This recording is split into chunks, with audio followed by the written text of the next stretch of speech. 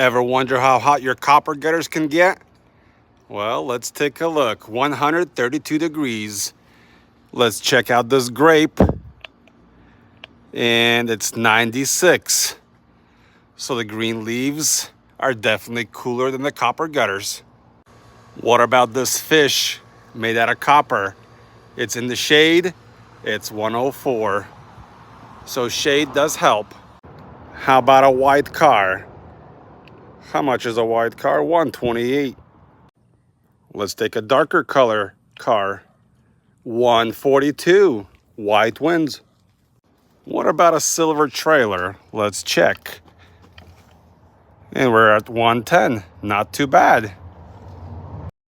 It's almost 100 degrees outside, and this rock right here is at 153. Rocks do get hot. Stay cool out there.